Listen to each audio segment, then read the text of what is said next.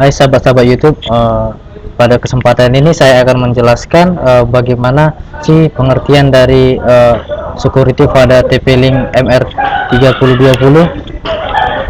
Di sini pertama-tama kita masuk dulu pada terhadap TP-Linknya. Kita lihat di sini bahwasanya TP-Linknya sudah terkoneksi. Kemudian kita masuk kepada web browser. Oke, di sini kita masukkan IP dari TP-Linknya 192.168.0.254. Di sini kita masukkan passwordnya. Kemudian di sini ada menu security, kita klik.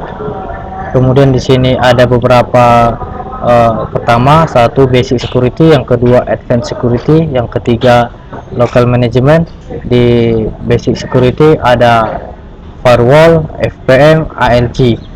Kita akan menjelaskan satu persatu kenapa semua di sini di-enablekan, baik di situ SPC firewall di-enablekan dan lain sebagainya. Kita menjelaskan yang pertama pada firewall. Firewall merupakan di tembok untuk memblok berbagai macam serangan-serangan dari jaringan tersebut. Kemudian SPI firewall.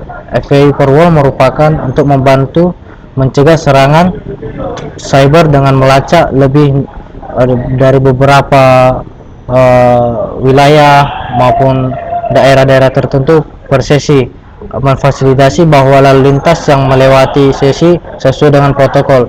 SPI firewall ini di-enablekan secara default public, dia langsung secara otomatis bawaan dari public. Kemudian di sini ada FPM. Di sini mengizinkan terowongan FPN menggunakan protokol FPN untuk melewati router.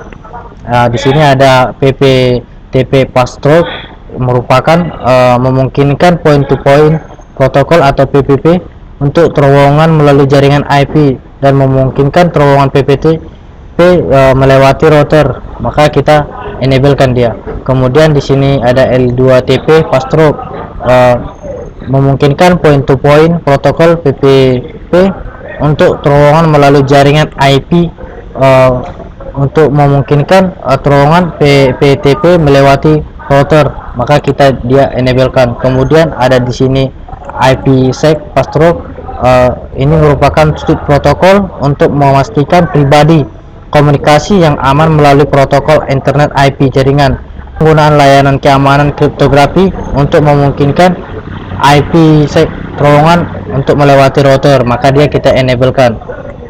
Kemudian di sini ada ALG, untuk mengaktifkan application layer gateway ataupun ALG, karena ALG memungkinkan disesuaikannya terjemahan alamat jaringan ataupun NAT, filtering traversal untuk dipasang ke gateway untuk mendukung alamat dan port terjemahan untuk aplikasi lapisan tertentu, protokol kontrol ataupun data seperti FTP, FTP, H323 dan lain-lain sebagainya. Di sini ada FTP ALG, kita enablekan untuk memungkinkan FTP client dan server untuk mentransfer data melalui NAT. Kemudian di sini ada TFTP ALG, untuk memungkinkan TFTP client dan server untuk mentransfer data melalui NAT, maka dia kita enablekan. Kemudian H323 ALG, untuk memungkinkan Microsoft Net Meeting client untuk berkomunikasi melalui NAT, maka dia di-enablekan. Jika kita tidak mengizinkan, maka dia disable. Kemudian RTSP ALG, ini untuk memungkinkan beberapa client media player untuk berkomunikasi dengan beberapa server media streaming di NAT, maka dia kita enablekan. Kemudian kita save dia, kemudian kita masuk kepada advanced security. Di advanced security ada pertama ada paket static interval, dia 5 sampai 60. Nilai defaultnya adalah 10. select nilai antara 5 sampai 60 detik dari drop down static paket list. Interval nilai memungkinkan bagian saat hasilnya paket static. Kemudian DOS protection kita enablekan. Di sini untuk mengaktifkan atau menonaktifkan. Di sini dia bisa disable, kalau dia disable nonaktifkan, kalau dia di enable maka dia diaktifkan. Kemudian ini fungsinya untuk perlindungan DOS fungsinya. Ketika ada para hacker maupun cyber mau mendos tepeling kita, maka secara otomatis DDoS protection ini akan memblok. Kemudian masuk kepada enable ICMP float attack filtering. Ini ICMP float packet threshold dia 5 sampai 3600, nilai defaultnya adalah 50. Enter nilai 5 sampai 3600, nomor ICMP paket melampaui nilai yang ditetapkan, router akan startup fungsi blocking segera. Kemudian di sini ada enable UDP float filtering. Ini paket thresholdnya 5 sampai 3600, nilai defaultnya adalah 500. Masukkan nilai antara 5 sampai 3600 ketika arus jumlah paket UDP float berada di luar dari nilai yang ditetapkan, router akan segera startup fungsi blocking, dia akan langsung memblok. Kemudian di sini ada enable TCP SDN float attack filtering. Di sini kita enablekan. Di sini fungsinya untuk nilai defaultnya adalah 50. Masukkan nilai antara 5 sampai 3600 ketika TCP SDN float paket nomor saat berada di luar dari nilai yang ditetapkan router, maka dia akan segera startup ataupun blocking. Kemudian ada di sini ignore ping packet from one port to device, kemudian forbid ping attack from LAN port to device. Di sini ignore ping packet from one port to device fungsinya untuk ping suatu paket ping paket dari pelabuhan WAN, pengaturan default buat dinonaktifkan. Jika diaktifkan, ping paket dari internet tidak dapat mengakses router.